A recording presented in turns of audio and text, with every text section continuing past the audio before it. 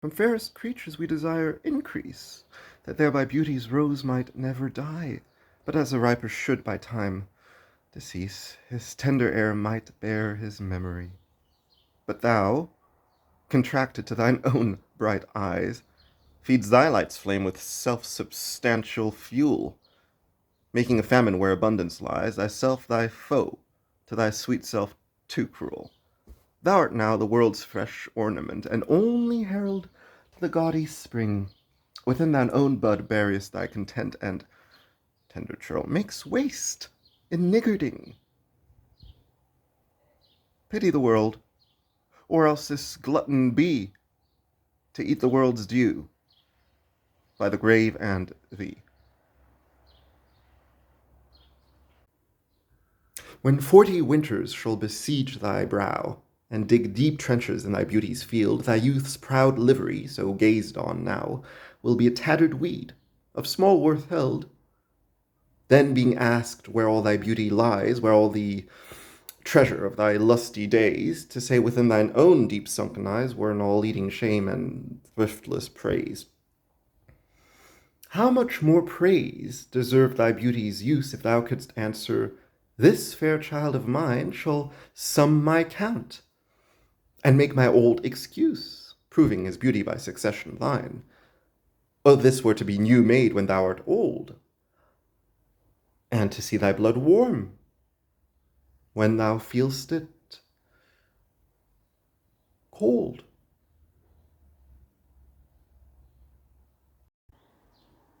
Look in thy glass, and tell the face thou viewest, now is the time that face should form another, whose fresh repair, if now thou not renewest, thou dost beguile the world, unblessed some mother.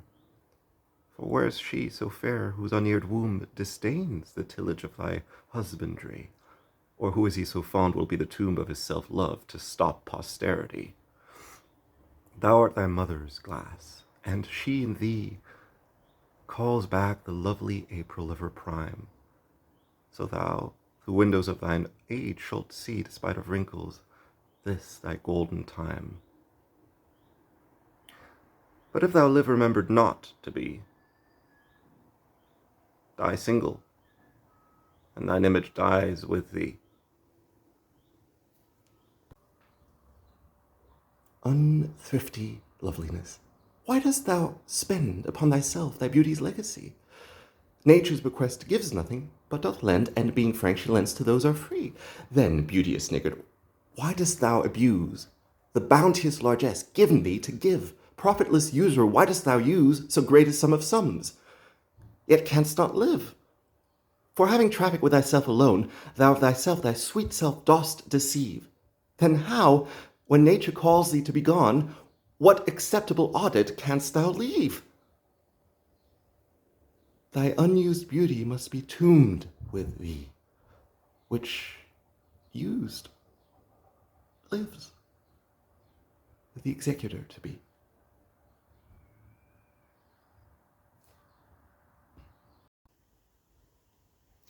Those hours that with gentle work did frame the lovely gaze where every eye doth meet, will play the tyrants to the very same, and that unfair which fairly doth excel. For never-resting time leads summer on, to hideous winter, and confounds it there. Sap checked with frost, and lusty leaves quite gone, beauty o'ersnowed, and bareness everywhere.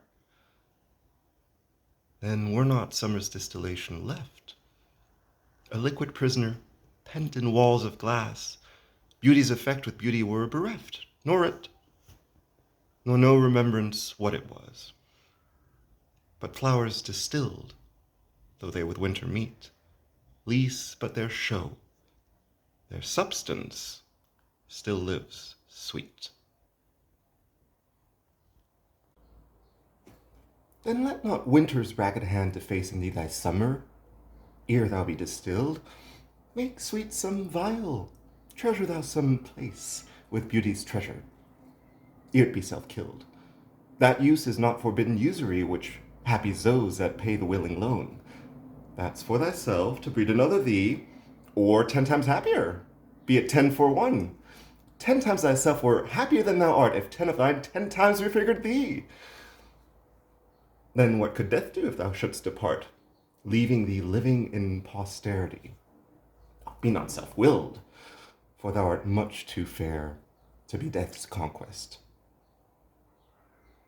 and make worms thine heir. Lo, in the Orient, when the gracious light lifts up his burning head, each under eye doth homage to his new appearing sight, serving with looks his sacred majesty. And having climbed the steep up heavenly hill, resembling strong youth in his middle age, yet mortal looks adore his beauty still, attending on his golden pilgrimage. But when from highmost pitch his weary car like feeble age he reeleth from the day, the eyes, fore duteous, now converted are from his low tract, and look another way. So thou, thyself outgoing in thy noon, unlooked on diest, unless thou get a son.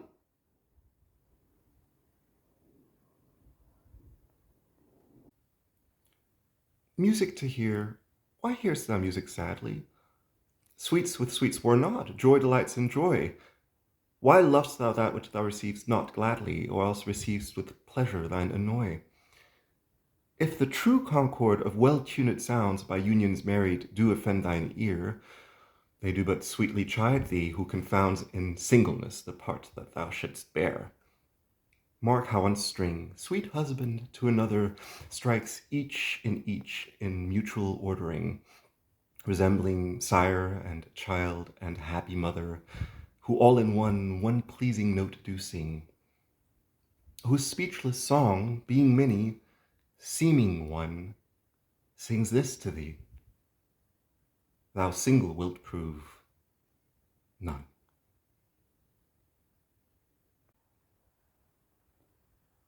Is it for fear to wed a widow's eye that thou consumest thyself in single life?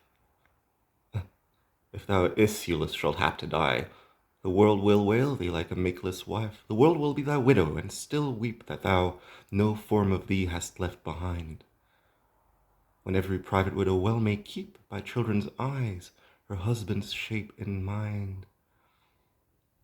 Look what an unthrift in the world doth spend, shifts but his place, for still the world enjoys it.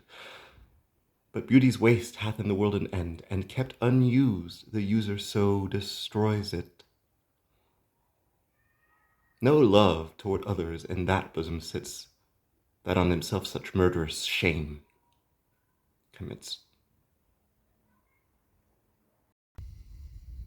For shame, deny that thou bearest love to any who for thyself art so unprovident. Grant, if thou wilt, thou art beloved by many, but that thou none loves is most evident. For thou art so possessed with murderous hate, that against thyself thou stick'st not to conspire, seeking that beauteous roof to ruinate, which to repair should be thy chief desire. Oh, change thy thought, that I may change my mind. Should hate be fairer lodged than gentle love? Be as thy presence is, gracious and kind, or to thyself at least kind-hearted prove. Make thee another self, for love of me, that beauty still may live in thine, or thee. As fast as thou shalt wane, so fast thou growest in one of thine, from that which thou departest, and that fresh blood which youngly thou bestowest, thou mayst call thine, when thou from youth convertest. Herein lies wisdom, beauty, and increase. Without this, folly, age, and cold decay. If all were minded so, the times should cease, and 80 years would make the world away. Let them whom nature hath not made for store, harsh, featureless, and rude, barrenly perish. Look, whom she best endowed, she gave the more, which bounteous gift thou shouldst in bounty cherish. She carved thee for her seal, and meant thereby thou shouldst print more, not let that copy die. When I do count the clock that tells the time, and see the brave day sunk in hideous night, when I behold the violet past prime, and sable curls, all silvered o'er with white, when lofty trees I see, barren of leaves, which erst from heat did canopy the herd, and summer's green all girded up in sheaves, borne on the bier with white and bristly beard. Then of thy beauty do I question make, that thou among the wastes of time must go, since sweets and beauties do themselves forsake, and die, as fast as they see others grow. And nothing gainst time's scythe can make defence, save breed to brave him, when he takes thee hence.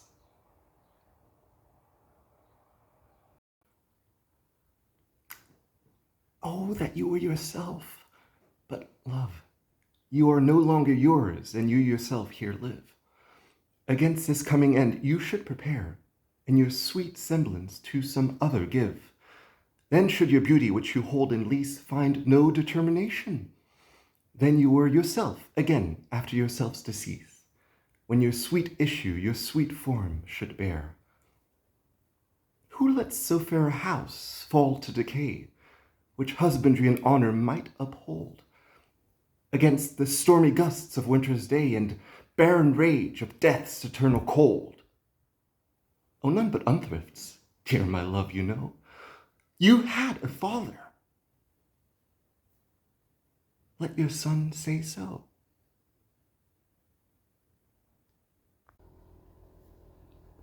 Not from the stars do I my judgment pluck, and yet methinks I have astronomy, but not to tell of good or evil luck, of dearths, of plagues or seasons' quality. Nor can I fortune of brief minutes tell, pointing to each as thunder, rain, and wind, or say to princes if it shall go well by aught predict that I in heaven find.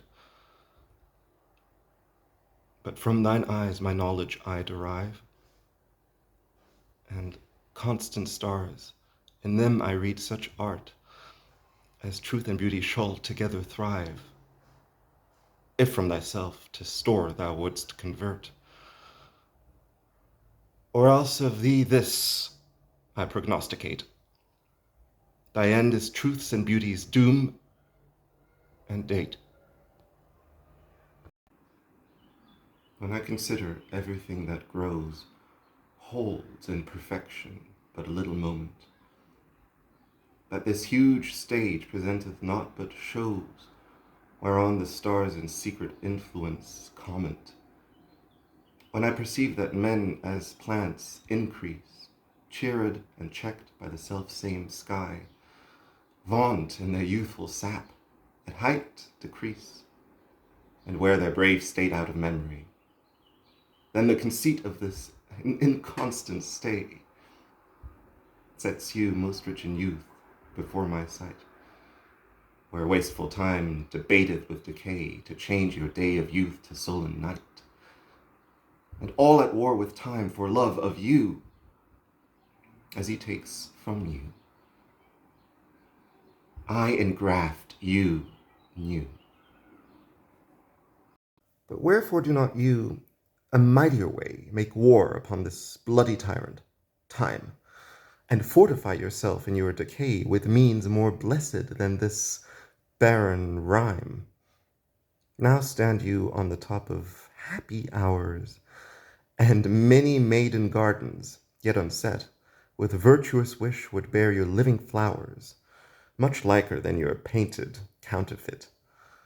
So should the lines of life that life repair, which this, time's pencil or my pupil pen, neither in inward worth nor outward fair, can make you live yourself in eyes of men. To give away yourself keeps yourself still, and you must live drawn by your own sweet skill. Who will believe my verse in time to come, if it were filled with your most high deserts? Though yet heaven knows it is but as a tomb, which hides your life and shows not half your parts. If I could write the beauty of your eyes, and in fresh numbers number all your graces. The age to come would say this poet lies, such heavenly touches ne'er touched earthly faces. So should my papers, yellowed with their age, be scorned like old men of less truth than tongue, and your true rights be termed a poet's rage, and stretched meter of an antique song. But were a child of yours alive that time, you should live twice in it and in my rhyme. Shall I compare thee to a summer's day? Thou art more lovely and more temperate. Rough winds do shake the darling buds of May, and summer's lease hath all too short a date. Sometime too hot the eye of heaven shines, and often is his gold complexion dimmed, and every fair from fair sometime declines, by chance or nature's changing course untrimmed. But thy eternal summer shall not fade, nor lose possession of that fair thou owest, nor shall death brag thou wanderest in his shade, when in eternal lines to time thou growest. So long as men can breathe, or eyes can see, so long lives this, and this gives life to thee.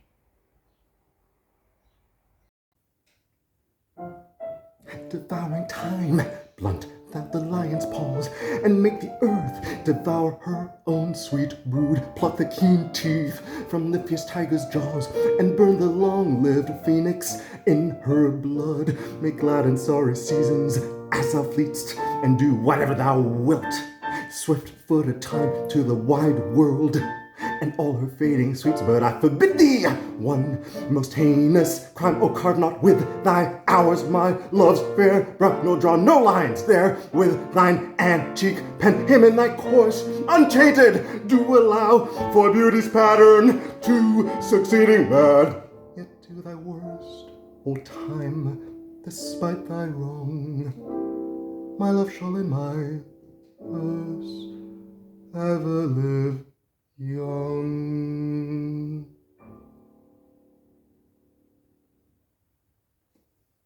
A woman's face by nature's own hand painted hast thou, the master mistress of my passion. A woman's gentle heart, but not acquainted with shifting change as is false women's fashion. An eye more bright than theirs, less false in rolling, gilding the object whereupon it gazeth. A man in hue, all hues in his controlling, which steals men's eyes and women's souls amazeth. And for woman wert thou first created, till nature as she wrought thee fell a-doting, and by addition me of thee defeated, by adding one thing for my purpose, nothing. But since she pricked thee out for women's pleasure, mine be thy love, and thy love's use their treasure. So is it not with me as with that muse, stirred by a painted beauty to his verse, who heaven itself for ornament doth use, and every fair with his fair doth rehearse, making a couplement of proud compare with sun and moon, with earth and sea's rich gems, with April's firstborn flowers, and all things rare that heaven's air in this huge rondure hems. Oh, let me true in love, but truly right, and then believe me, my love is as fair as any mother's child, though not so bright as those gold candles fixed in heaven's air. Let them say more, that like of hearsay well. I will not praise, that purpose not to sell.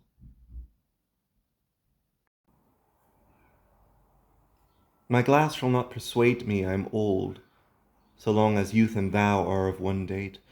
But when in thee time's furrows I behold, then look I death my days should expiate. For all that beauty that doth cover thee is but the seemly raiment of my heart, which in thy breast doth live as thine in me. How can I then be elder than thou art? O therefore, love, be of thyself so wary as I, not for myself, but for thou will, bearing thy heart, which I will keep so chary as tender nurse her babe from faring ill. Presume not on thy heart, when mine is slain. Thou gavest me thine, not to give back again. As an unperfect actor on this stage, who with his fear is put besides his part, or some fierce thing replete with too much rage, whose strength's abundance weakens his own heart, so I for fear of trust forget to say the perfect ceremony of love's rite, and in mine own love's strength seem to decay, or charged with burden of mine own love's might. Oh, let my books be then the eloquence and dumb presages of my speaking breast, who plead for love, and look for recompense more than that tongue, that more hath more expressed, will learn to read what silent love hath writ. To hear with eyes belongs to love's fine wit. Mine eye hath played the painter, and hath steeled thy beauty's form in table of my heart. My body is the frame wherein 'tis held, and perspective it is best painter's art. For through the painter must you see his skill, to find where your true image pictured lies, which in my bosom's shop is hanging still, that hath his windows glazed with thine eyes. Now see what good turns eyes for eyes have done. Mine eyes have drawn thy shape, and thine for me are windows to my breast, where through the sun delights to peep, to gaze therein on thee. Yet eyes this cunning want to grace their art. They draw but what they see, know not the heart. That those who are in favour with their stars of public honour and proud titles boast, whilst I, whom fortune of such triumph bars, unlooked for, joy in that I honour most. Great princes' favourites their fair leaves spread, but as a marigold at the sun's eye, and in themselves their pride lies buried, for at a frown they in their glory die.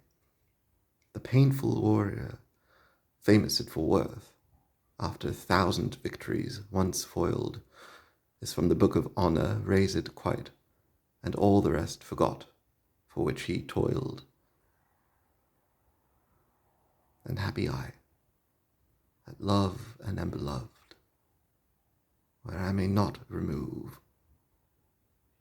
nor be removed.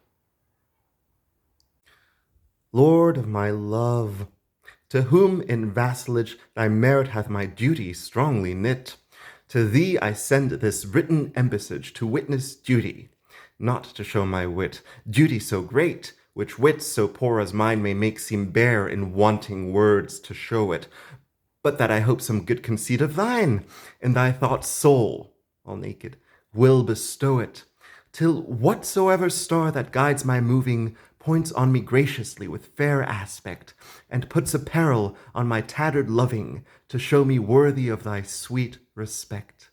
Then may I dare to boast how I do love thee. Till then, not show my head, where thou mayst prove me.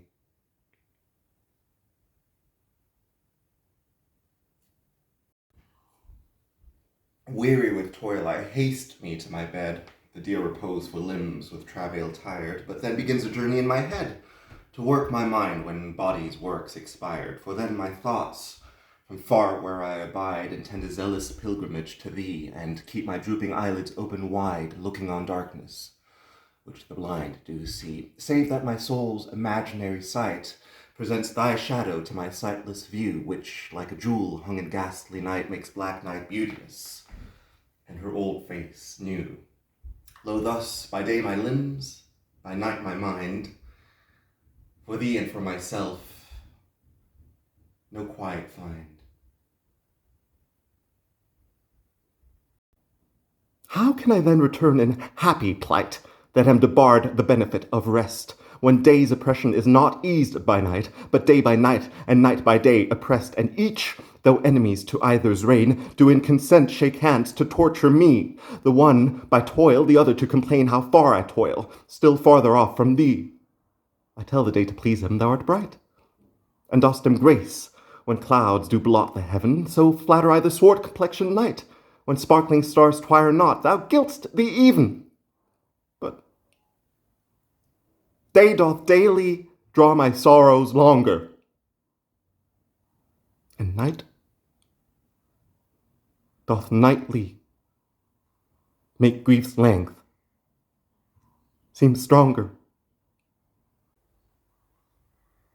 When in disgrace with fortune and men's eyes, I all alone beweep my outcast estate, and trouble death heaven with my bootless cries, and look upon myself and curse my fate, wishing me like to one more rich in hope, featured like him with friends possessed, desiring this man's art and that man's scope, with what I most enjoy contented least.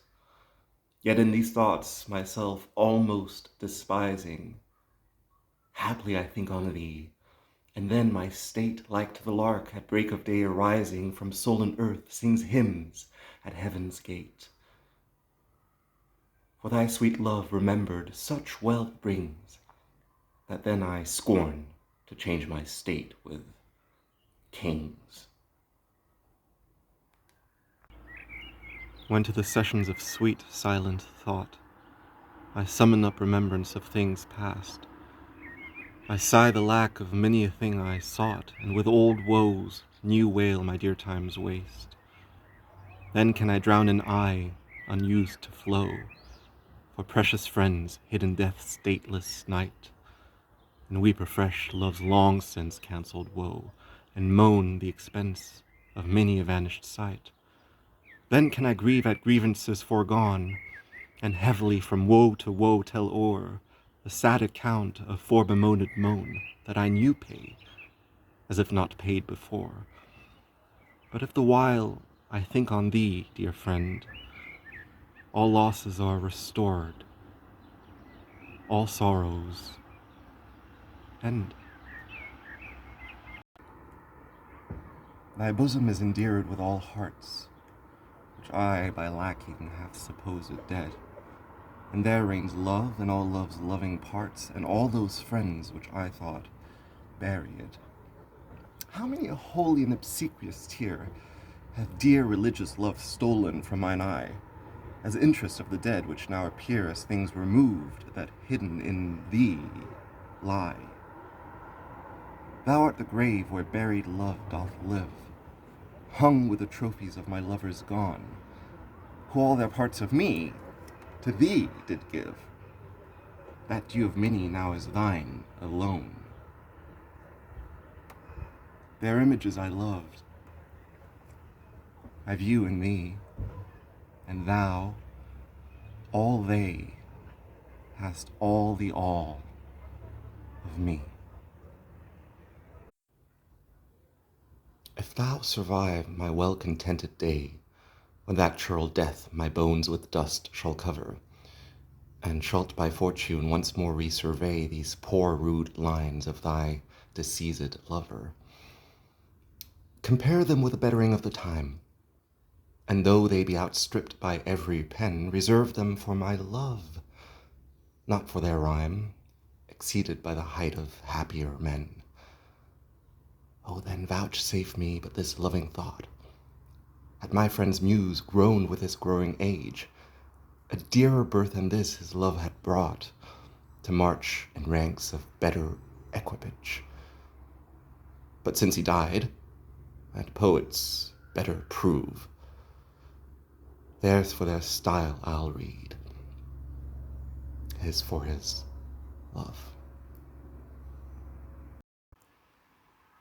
Full many a glorious morning have I seen flutter the mountain tops with sovereign eye, kissing with golden face the meadows green, gilding pale streams with heavenly alchemy. Anon permit the basest clouds to ride with ugly wrack on his celestial face, and from the forlorn world his visage hide, stealing unseen to west with this disgrace. Even so my sun when early morn did shine, with all triumphant splendour on my brow. But out alack, he was but one hour mine, the regent cloud has masked him from me now. Yet him for this my love no whit disdaineth. Sons of the world may stain when heaven's sun staineth. Why didst thou promise such a beauteous stay, and make me travel forth without my cloak, to let base clouds o'ertake me in my way, hiding thy bravery in their rotten smoke? 'Tis not enough that through the cloud thou break, to dry the rain on my storm-beaten face, for no man well of such a self can speak, that heals a wound, and cures not the disgrace.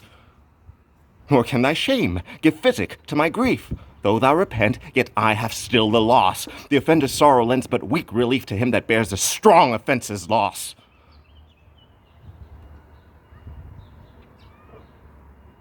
But those tears are pearl, which thy love sheds,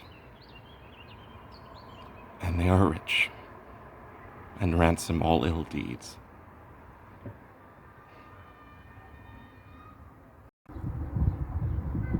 No more be grieved at that which thou hast done. Roses have thorns, and silver fountains mud. Clouds and eclipses stain both moon and sun, and loathsome canker lives in sweetest bud. All men make faults, and even I in this, authorizing thy trespass with compare, myself corrupting, solving thy amiss, excusing these sins more than these sins are. For to thy sensual fault I bring in sense. Thy adverse party is thy advocate, and 'gainst myself a lawful plea commence. Such civil war is in my love and hate, that I an accessory needs must be to that sweet thief which sourly robs from me. Let me confess that we two must be twain, although our undivided loves be one. So shall those blots that do with me remain, without thy help by me be born alone. In our two loves there is but one respect, though in our lives a separable spite, which though it alter not love's sole effect, yet doth it steal sweet hours from love's delight.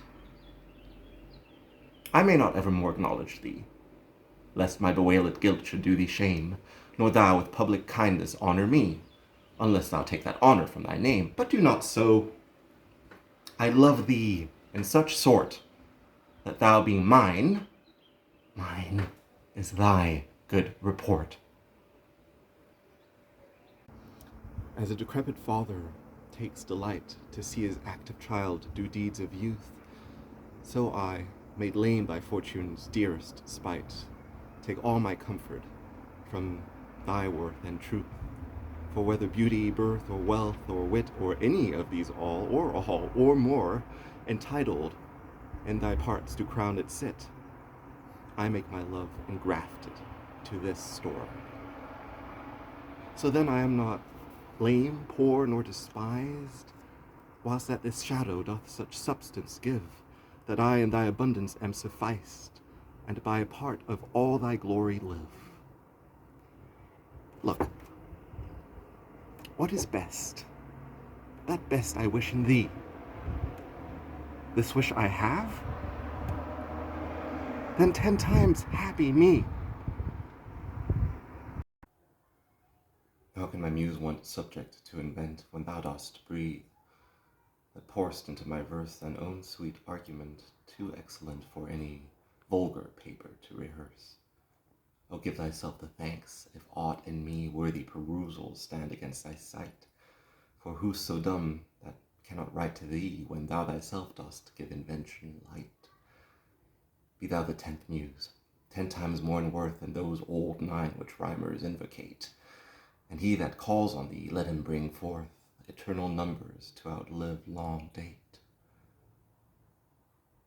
If my slight muse do please the curious days, mine be the pain, but thine shall be the praise. Oh, how thy worth with manners may I sing, when thou art all the better part of me? What can mine own praise to mine own self bring, and what is but mine own when I praise thee? Even for this, let us divided live, and our dear love lose name of single one, that by this separation I may give that due to thee which thou deservest alone. O absence, what a torment thou wouldst prove, were it not thy sour leisure gave sweet leave to entertain the time with thoughts of love, which time and thoughts so sweetly dost deceive, and that thou teachest how to make one twain by praising him here who doth hence remain. Take all my loves, my love, yeah, take them all. What hast thou then more than thou hadst before? No love, my love, that thou mayst true love call. All mine was thine before thou hadst this more. Then if for my love thou my love receivest, I cannot blame thee, for my love thou usest, and yet be blamed, for thou thyself deceivest by wilful taste of what thyself refusest. I do forgive thy robbery, gentle thief, although thou steal thee all my property, and yet love knows it is a greater grief to bear love's wrong than hate's known injury. Lascivious grace, in whom all ill well shows, kill me with spites, yet we must not be foes. Those pretty wrongs that liberty commits, when I am sometime absent from thy heart, thy beauty and thy youth full well befits, for still temptation follows where thou art. Gentle thou art, and therefore to be won. Beauteous thou art, therefore to be attained.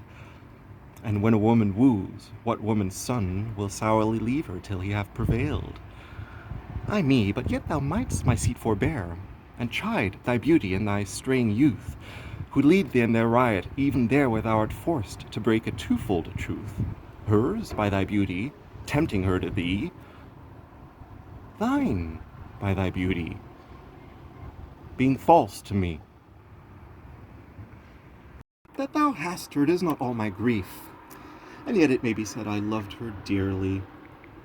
That she hath thee is of my wailing chief, a loss in love that touches me more nearly. Loving offenders, thus I will excuse ye. Thou dost love her, because thou know'st I love her, and for my sake even so doth she abuse me, suffering my friend for my sake to approve her. If I lose thee, my loss is my love's gain, and losing her, my friend hath found that loss. Both find each other, and I lose both twain, and both for my sake lay on me this cross. But here's the joy. My friend and I are one. Sweet flattery. Then she loves but me alone. When most I wink, then do mine eyes best see, for all the day they view things unrespected. But when I sleep, in dreams they look on thee, and darkly bright are bright and dark directed. And thou, whose shadow shadows doth make bright, how would thy shadow's form happy show to the clear day with thy much clearer light, when to unseeing eyes thy shade shines so? How would, I say, mine eyes be blessed made by looking on thee in the living day, when in dead night thy fair imperfect shade through heavy sleep on sightless eyes doth stay. All days are nights to see till I see thee, all nights bright days when dreams do show thee me. If the dull substance of my flesh were thought, injurious distance should not stop my way, for then, despite of space, I would be brought from limits far remote, where thou dost stay. No matter then, although my foot did stand upon the farthest earth removed from thee, for nimble thought can jump both sea and land, as soon as think the place where he would be. But thought kills me that I am not thought, to leap the lengths of miles when thou art gone, but that so much of earth and water wrought I must at 10 times leisure with my moan, receiving naughts by elements so slow but heavy tears, badges of either's woe. The other two, swift air and purging fire, are both with thee wherever I abide. The first my thought, the other my desire, these present absent, with swift motion slide. For when these quicker elements are gone to tender embassy of love to thee, my life being made of four with two alone, sinks down to death, oppressed with melancholy, until life's composition is procured by those swift messengers returned from thee, who even but now come back again assured of thy fair health, recounting it to me. This told, I joy, but then no longer glad. I send them back again, and straight grow sad. Mine eye and heart are at a mortal wall. How to divide the conquest of thy sight? Mine eye, my heart, thy picture's sight would bar, my heart, mine eye, the freedom of that right. My heart doth plead that thou in him dost lie, a closet never pierced with crystal eyes. But the defendant doth that plea deny, and says in him thy fair appearance lies. To find this title is impaneled a quest of thoughts, all tenants to the heart, and by their verdict is determined the clear eye's moiety and the dear heart's part. As such, mine eye's due is thy outward part, and my heart's right, thy inward love of heart. Betwixt mine eye and heart a league is took, and each doth good turns now unto the other. When that mine eye is famished for look, or heart in love with sighs himself doth smother, with my love's picture then my eye doth feast, and to the painted banquet bids my heart. Another day mine eye is my heart's guest, and in his thoughts of love doth share a part. So either by thy picture or my love, thyself away art present still with me, for thou no further than my thoughts canst move, and I am with them, and they are with thee. Or if they sleep, thy picture in my sight awakes my heart to hearts and eyes delight. How careful was I when I took my way, each trifle under truest bars to thrust, that to my use it might unused stay from hands of falsehood in safe wards of trust. But thou, to whom my jewels trifles are, most worthy comfort, now my greatest grief, thou best of dearest, and my only care, art left the prey of every vulgar thief. Thee have I not locked up in any chest, save where thou art not, though I feel thou art, within the gentle closure of my breast, from whence at pleasure thou mayst come and part. And even thence thou wilt be stolen, I fear, for truth proves thievish for prize so dear. Against that time, if ever that time comes, when I shall see thee frown on my defects, when as I love as cast his utmost sum, called to that audit by advised respects, against that time when thou shalt strangely pass, and scarcely greet me with that sun, thine eye, when love, converted from the thing it was, shall reasons find of settled gravity, against that time do I ensconce me here, within the knowledge of mine own desert, and this my hand against myself uprear, to guard the lawful reasons on thy part. To leave poor me, thou hast the strength of laws, since why to love I can allege no cause. How heavy do I journey on the way, when what I seek, my weary travels end, doth teach that ease and that repose to say, thus far the miles are measured from thy friend. The beast that bears me, tired with my woe, plods dully on to bear that weight in me, as if by some instinct the wretch did know his rider loved not speed, being made from thee. The bloody spur cannot provoke him on, that sometimes anger thrusts into his hide, which heavily he answers with a groan, more sharp to me than spurring to his side. For that same groan doth put this in my mind: my grief is onward, and my joy behind. Thus can my love excuse the slow offence of my dull bearer, when from thee I speed. And where thou art, why should I haste be thence? Till I return of posting is no need. Oh, what excuse will my dull beast then find, when swift extremity can seem but slow? Then should I spur, though mounted on the wind, in winged speed no motion shall I know. Then can no horse with my desire keep pace. Therefore desire, of perfect love being made, shall neigh no dull flesh in his fiery race. But love for love thus shall excuse my jade, since from thee going he was wilful slow. Towards thee I'll run, and give him leave to go.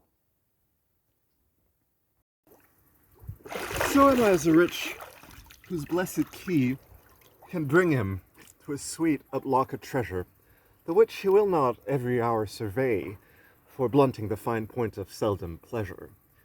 Therefore feasts so solemn and so rare, since seldom coming in the long year set, like stones of worth they thinly placed are, or captain jewels in the carcanet. So is the time that keeps you as my chest, or as a wardrobe, which the robe doth hide, to make some special instant special blessed, by new unfolding his imprisoned pride. Blessed are you, whose worthiness gives scope, being had to triumph, being lacked to hope.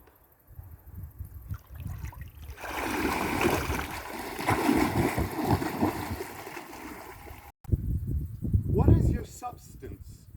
Whereof are you made, that millions of strange shadows on you tend? Since everyone hath everyone one shade, and you but one can every shadow lend. Describe Adonis, and the counterfeit is poorly imitated after you. On Helen's cheek all art of beauty set, and you in Grecian tires are painted new. Speak of the spring, and foison of the year. The one doth shadow of your beauty show, the other as your bounty doth appear, and you in every blessed shape we know. In all external grace you have some part, but you like none. None you, for constant heart.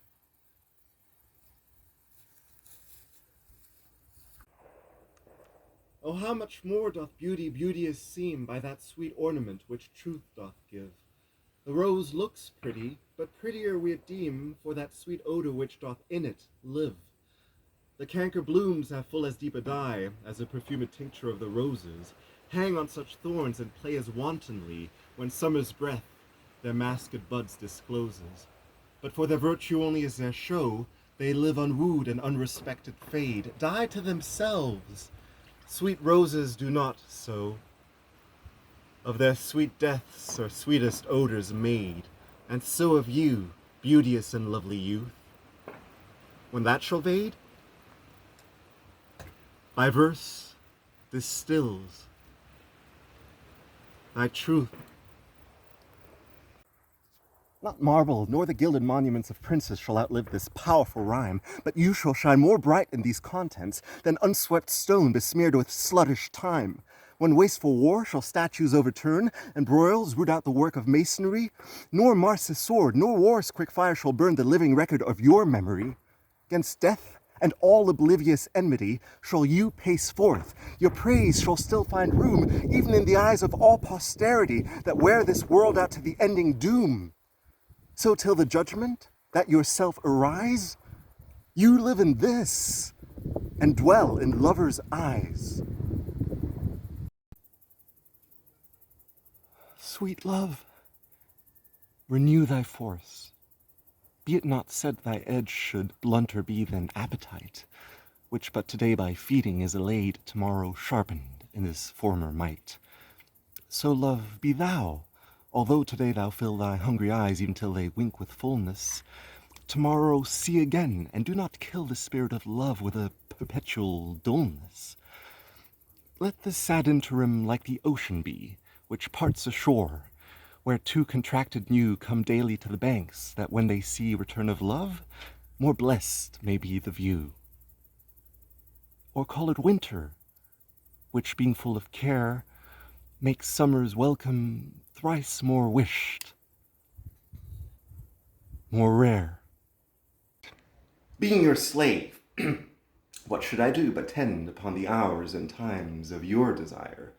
I have no precious time at all to spend, nor services to do, till you require.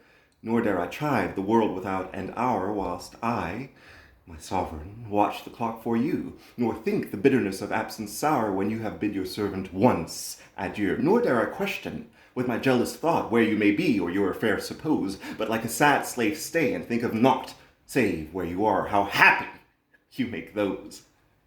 So true a fool is love, that in your will, though you do anything, he thinks no ill. That God forbid, that made me first your slave, I should in thought control your times of pleasure, or at your hand the account of hours to crave, being your vassal, bound to stay your leisure. Oh, let me suffer, being at your beck, the imprisoned absence of your liberty, and patience tame to sufferance bide each check, without accusing you of injury. Be where you list, your charter is so strong, that you yourself may privilege your time to what you will. To you it doth belong yourself to pardon of self-doing crime. I am to wait, though waiting so be hell, not blame your pleasure, be it ill or well. If there be nothing new, but that which is hath been before, how are brains beguiled, which, labouring for invention, bear amiss the second burden of a former child? Oh, that record could with a backward look, even of 500 courses of the sun, show me your image in some antique book, since mine at first in character was done, that I could see what the old world could say to this composed wonder of your frame, whether we are mended, or where better they, or whether revolution be the same. Oh, sure I am. The wits of former days, to subjects worse, have given admiring praise. Like as the waves make towards the pebbled shore, so do our minutes hasten to their end, each changing place with that which goes before, in sequent toil all forwards do contend. Nativity, once in the main of light, crawls to maturity, wherewith being crowned, crooked eclipses gainst his glory fight, and time that gave doth now his gift confound. Time doth transfix the flourish set on youth, and delves the parallels in beauty's brow, feeds on the rarities of nature's truth, and nothing stands but for his scythe to mow, and yet to times in hope my verse shall stand, praising thy worth,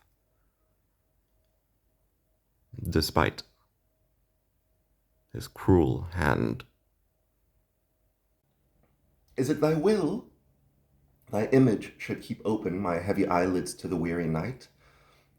Dost thou desire my slumbers should be broken, while shadows like to thee do mock my sight? Is it thy spirit that thou send'st from thee, so far from home into my deeds to pry, to find out shames and idle hours in me, the scope and tenor of thy jealousy? Oh no, thy love, though much, is not so great. It is my love that keeps mine eye awake, mine own true love that doth my rest defeat, to play the watchman ever for thy sake. For thee I watch, whilst thou dost wake elsewhere, from me far off, with others all too near.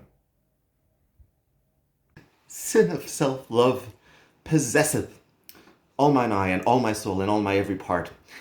And for this sin there is no remedy. It is so grounded inward in my heart. Methinks no face so gracious is as mine, no shape so true, no truth of such account. And for myself mine own worth do define, as I all other in all worths surmount. But when my glass shows me myself, indeed, beaded and chopped with tanned antiquity, mine own self-love quite contrary I read. Self so self-loving were iniquity. 'Tis thee, myself, that for myself I praise, painting my age with beauty of thy days. Against my love shall be as I am now, with time's injurious hand crushed and o'erworn, when hours have drawn his blood and filled his brow with lines and wrinkles, when his youthful morn hath travailed on to age's steepy night, and all those beauties whereof now he's king are vanishing, or vanished out of sight, stealing away the treasure of his spring. For such a time do I now fortify against confounding age's cruel knife, that he shall never cut from memory my sweet love's beauty, though my lover's life. His beauty shall in these black lines be seen, and they shall live. And he in them, still green. When I have seen by time's fell hand defaced the rich proud cost of outworn buried age, or sometime lofty towers I see down raised, or brass eternal slave to mortal rage, when I have seen the hungry ocean gain advantage of the kingdom of the shore, and the firm soil win of the watery main, increasing store with loss, and loss with store, when I have seen such interchange of state, or state itself confounded to decay, ruin hath taught me thus to ruminate, that time will come and take my love away. This thought is as a death, which cannot choose but weep, to have that which it fears to lose.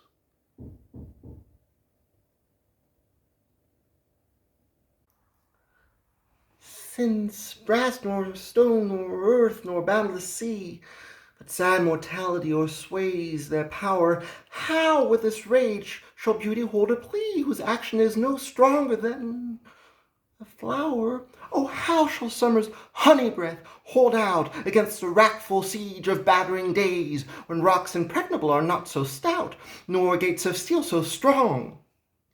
But time decays. Oh, fearful meditation! Where, alack, shall time's best jewel from time's chest lie hid? Or what strong hand can hold his swift foot back? Or who his spoil or beauty can forbid? Oh, none! Unless this miracle have might, that in black ink my love may still shine bright.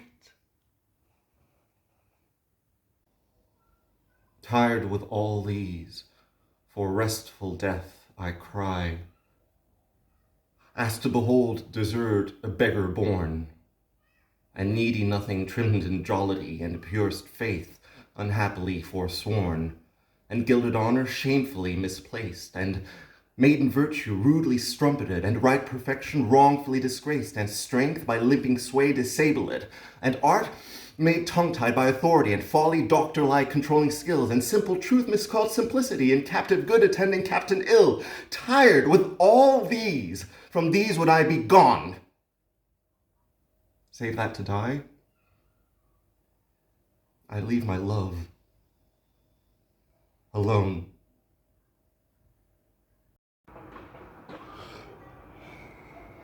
Wherefore with infection should he live, and with his presence grace impiety, that sin by him advantage should achieve, and lace itself with his society?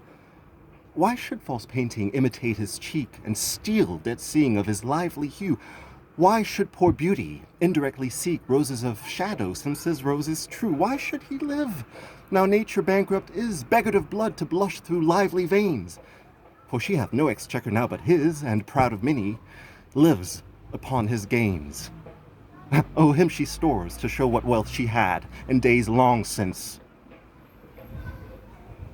before these last so bad.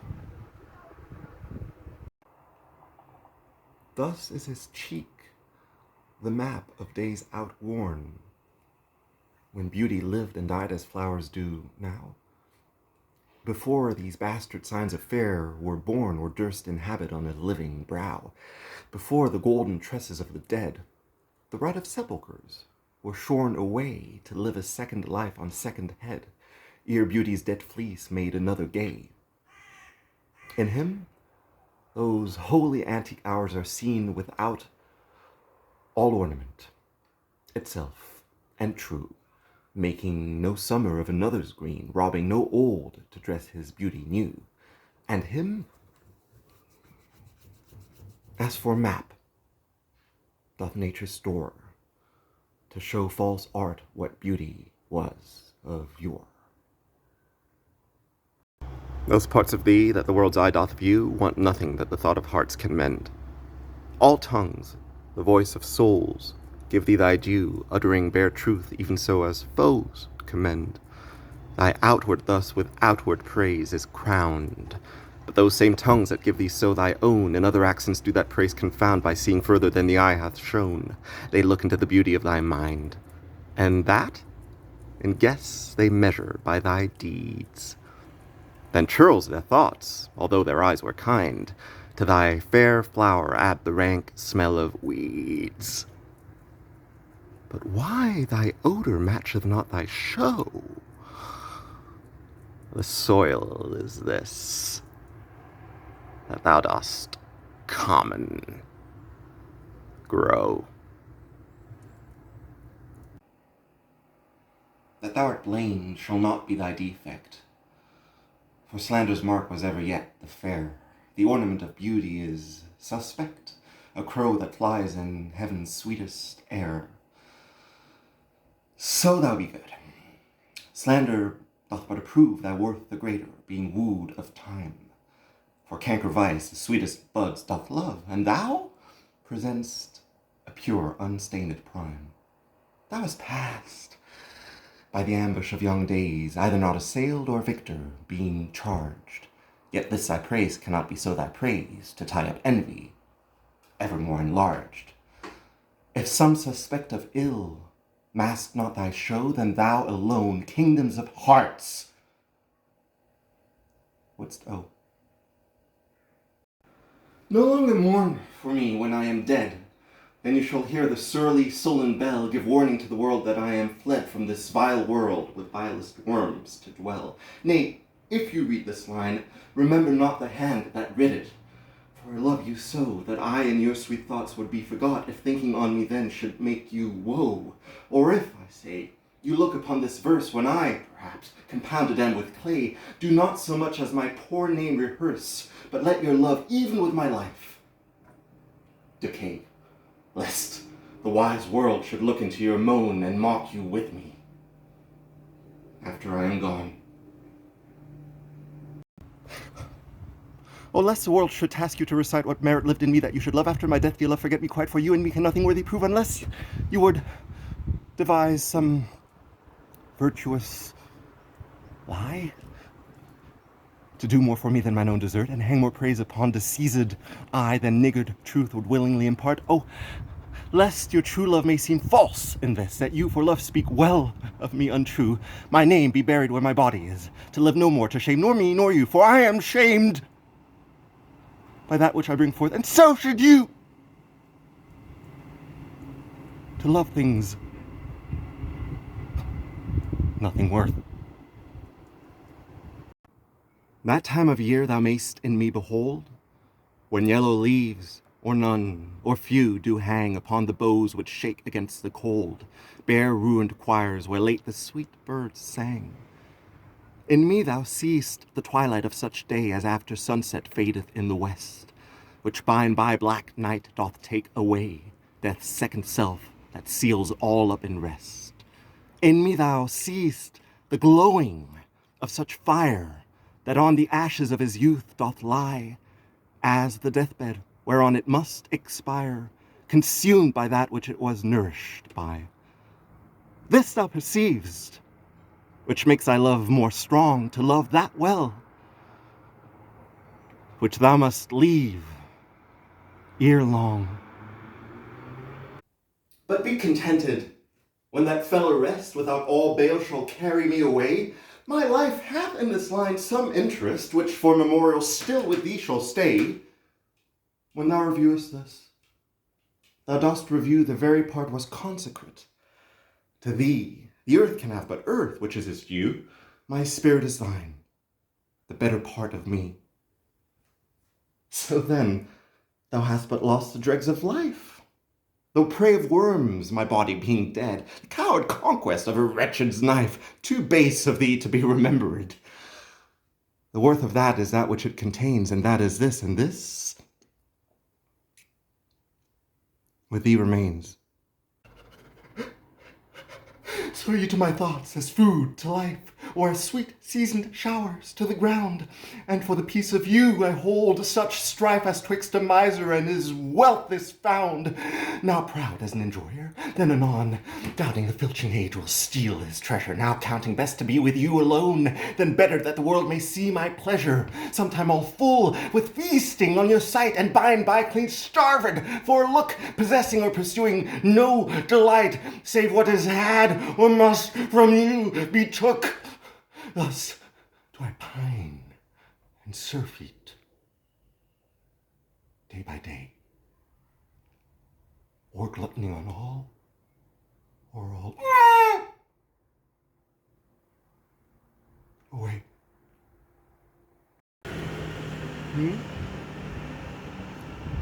Why is my verse so barren of new pride, so far from variation nor quick change? Why with the time do I not glance aside to new-found methods and to compounds strange? Why write I still all one, ever the same, and keep invention in a noted weed, that every word doth almost tell my name, showing their birth and where they did proceed?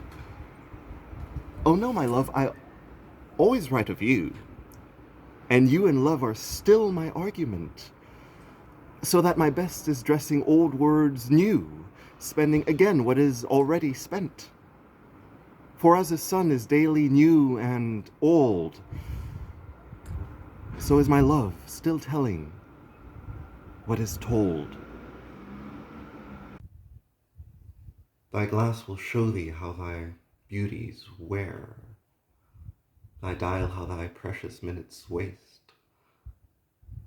The vacant leaves thy mind's imprint will bear, and of this book this learning mayst thou taste. The wrinkles which thy glass will truly show, of mouthed graves will give thee memory. Thou by thy dial's shady stealth mayst know time's thievish progress to eternity. Look what thy memory cannot contain, commit to these waste blanks, and thou shalt find those children nursed, delivered from thy brain, to take a new acquaintance of thy mind. These offices, so oft as thou mayst look, shall profit thee, and much enrich thy book.